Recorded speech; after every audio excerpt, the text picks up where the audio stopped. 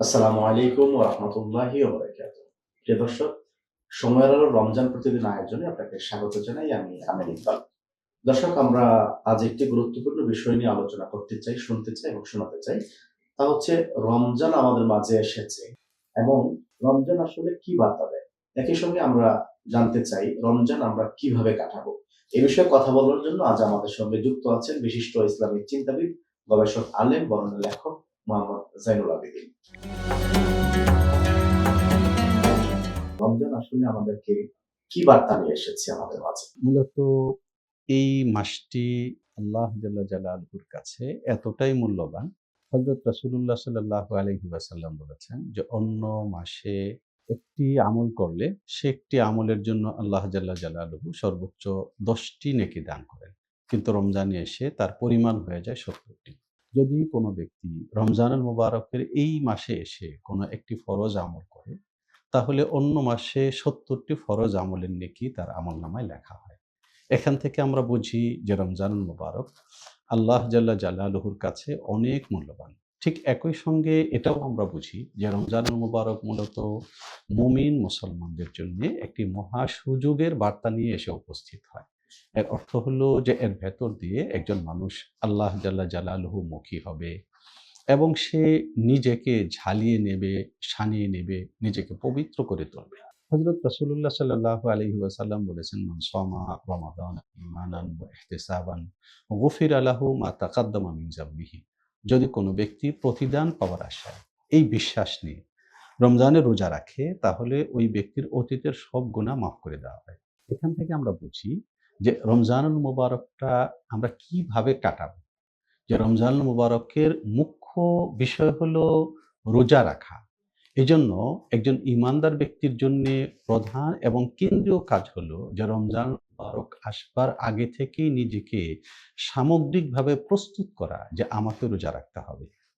এখানে প্রাসঙ্গিকভাবে যে কথাটা বলা খুবই প্রয়োজন, ইসলাম সম্পর্কে যারা জানেন, তারা এটা খুব ভালো করে জানেন যে ইসলামের যে শক্তিগুলোর কারণে ১৫০০ বছরেও ইসলাম সারা পৃথিবীতে সমস্ত চিন্তাশীল, সচেতন মানুষের কাছে আলোচনার বিষয় হয়ে আছে। তার একটা মূল জায়গা হলো যে ইসলাম ব্যক্তিকেন্দ্রিক কোনো জীবন দর্শন না।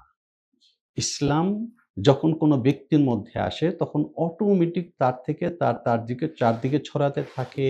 এটা তার পরিবারে ছড়ায়, তার সমাজে ছড়ায়, তার রাষ্ট্রে ছড়ায়।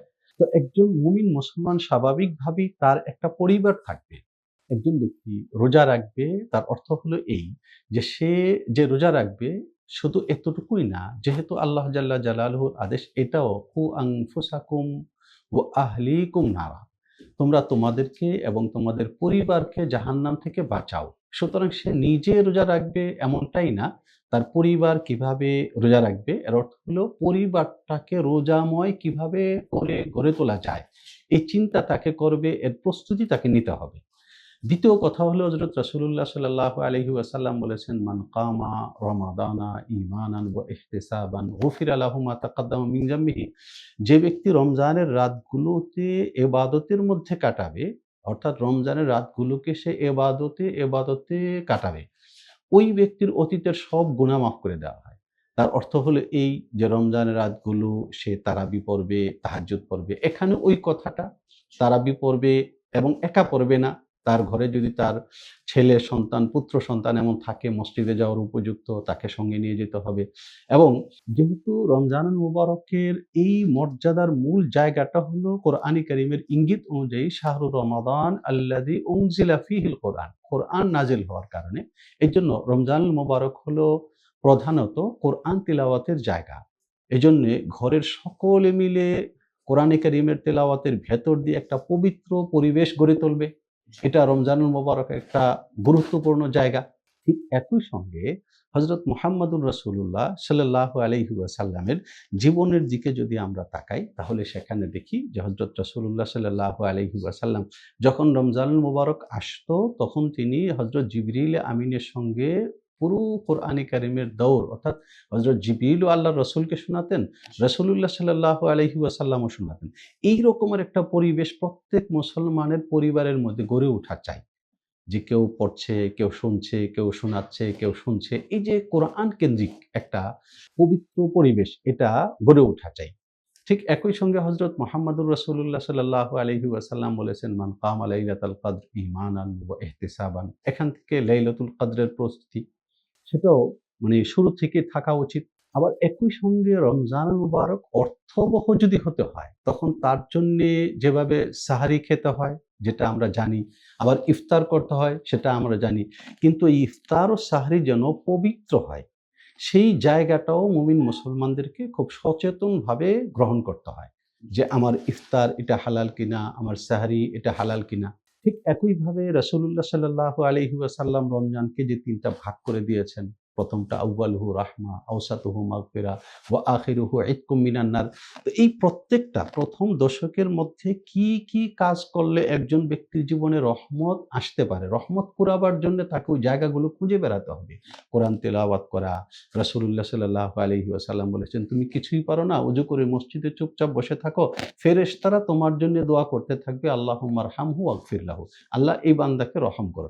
তো রহমত পাওয়ার জন্য রাসূলুল্লাহ সাল্লাল্লাহু আলাইহি ওয়াসাল্লামের প্রতি একটা দরুদ পড়লে ১০ টা রহমত হয়।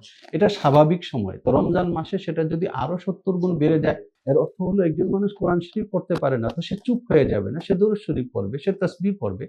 এর অর্থ হলো যে একজন মানুষকে উচিত তার যে কর্তব্যগুলো আছে তার জীবনযাপনের জন্য, তার অনিবার্য কর্তব্যগুলো সম্পাদনের পর বাকি পুরো সময়টা সে আল্লাহমুখিতার ভেতরে কাটাবে। তাহলে এই রমজানুল মুবারক ওই ব্যক্তির জন্যে গফিরা লাহু মা তাকাদ্দামা মিন জামবিহি। এর অর্থ হলো সে রমজান যখন শেষ করে ঈদে যাবে, ঈদের নামাজ পড়ে সে যখন ঘরে ফিরবে, তখন সে এই সার্টিফিকেট নিয়ে ফিরবে, সে নিষ্পাপ হয়ে গেছে।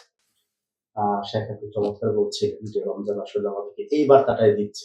যদি আমরা এই আমলগুলো করতে পারি, ইবাদতগুলো সঠিকভাবে পালন করতে পারি, নিঃসন্দেহে রমজান আমাদেরকে পবিত্র করবে এবং মুত্তাকি বানাবে ইনশাআল্লাহ। ইনশাআল্লাহ। প্রিয় দর্শক, আমরা এতক্ষণ শুনছিলাম রমজান আমাদেরকে কি বার্তা নিয়ে আসে এবং রমজান আমরা কিভাবে কাটাতে পারি। নিঃসন্দেহে এই আলোচনা অনুযায়ী যদি আমরা আমল করতে পারি, তাহলে আমাদের রমজান সুন্দর কাটবে। মুত্তাকি হিসেবে আমরা একজন আল্লাহর প্রিয় বান্দা হতে পারবো। আজকে এই পর্যন্তই। ভালো থাকবেন। আসসালামু আলাইকুম ওয়া রাহমাতুল্লাহি ওয়া বারাকাতুহু।